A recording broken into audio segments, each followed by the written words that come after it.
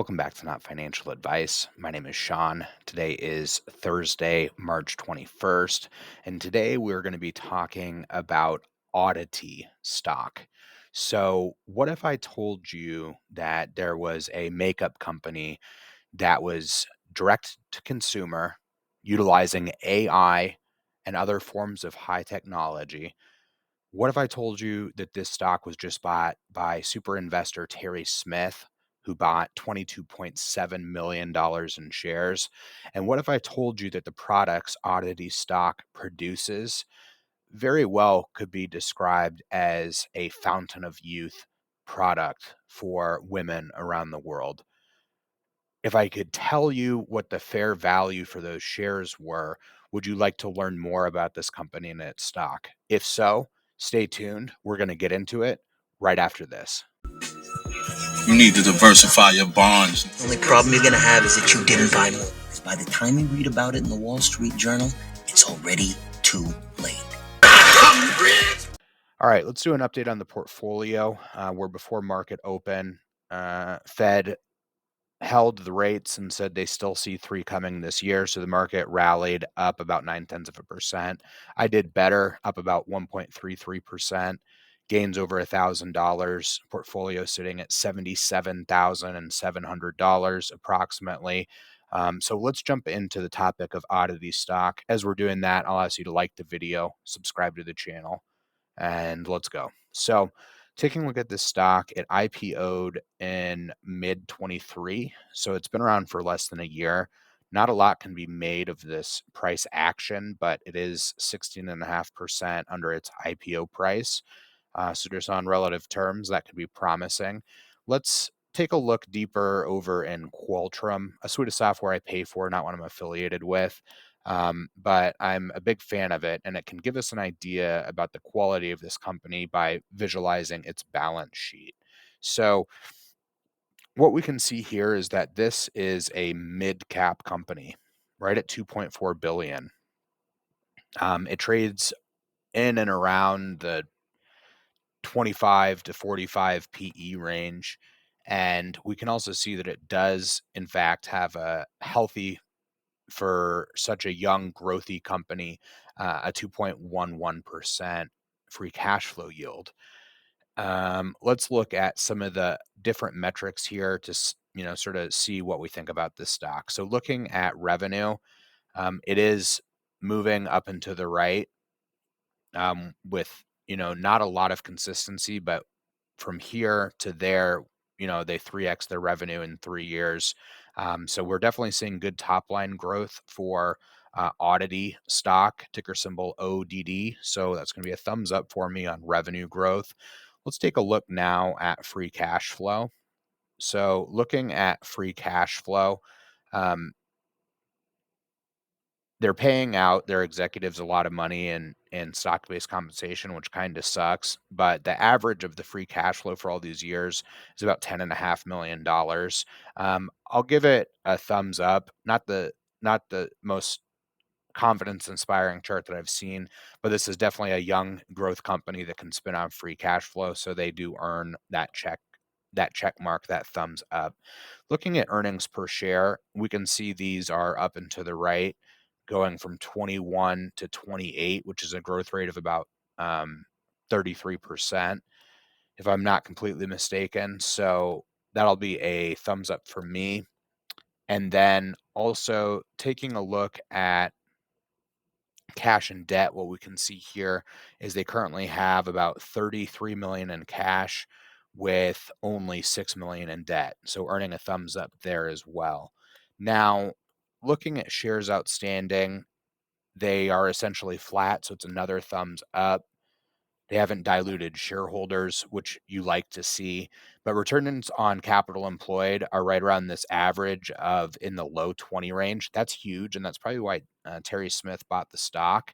So I like seeing that. Let's look at their bottom line profit margin coming in between 6 and 11%. So right around a 9% bottom line profit margin is quite good.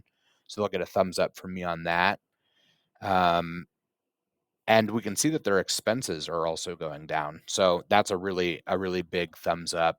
sort of a capital like light business there. So let's see what else we can find out about Oddity stock. Again, this here is the activity of Terry Smith, a super investor, which means he manages a lot of money for a lot of people and has done it with really strong results. He added 92% to his position here. So let's take a look under the hood a little bit and see what we can learn about this company. Like the video, subscribe to the channel. We started that by unlocking online for the category. We built the dominant direct-to-consumer platform. We've achieved $500 million annual gross revenue, 40 million plus users on our platform, growing, taking share, profitable. And we did that by investing early and aggressively in transformational technologies like AI from the beginning, like computer vision. We build it in-house, and it's really the backbone of our company. Today, we're doubling down on this innovation, but this time in using biotechnology in order to discover the most exciting, promising functional ingredients for consumers. This is technology that's already been proven out in pharma. Today, we're harnessing that power and unleashing it for beauty and wellness indications. Revell is the leading biotech in the industry, and they are a pioneer in using AI for ingredient discovery, something we're really excited about. What about the timing of this? Yeah, right there. So she mentions that they used AI and computer vision, and that's basically to um, get some information about what are the right types of components for beauty products and what are the wrong ones, what the percentages should be, and things of that nature. Interesting there. Now, they also use some really interesting consumer software on their website. And so they have what's called the POWERMATCH quiz. And so what they do is ask you a series of questions over about 90 seconds. And then what they're able to do based on that is prescribe to you a custom type of makeup, sort of like a primer, I suppose it were. And what you're doing is you're just really narrowing down on what type of issues you may or may not have with your skin. And then you're able to ask some different questions here.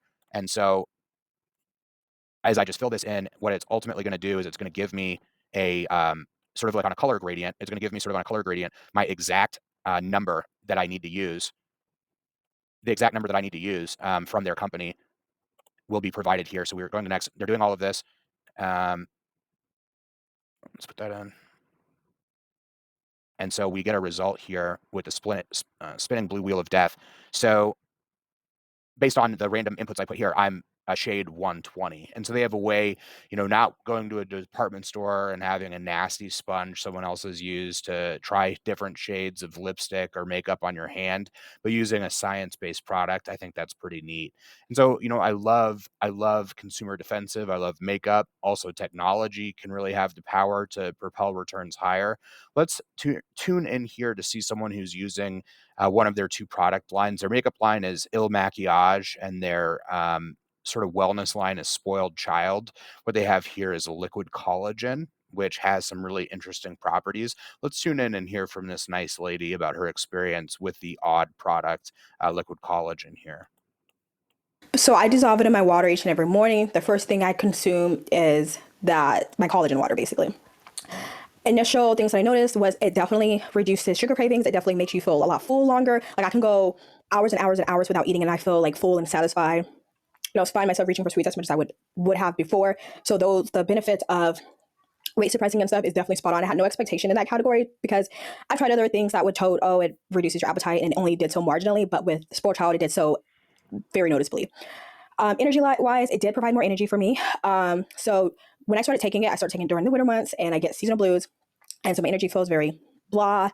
There's not a lot of sunlight. It's hidden behind the clouds.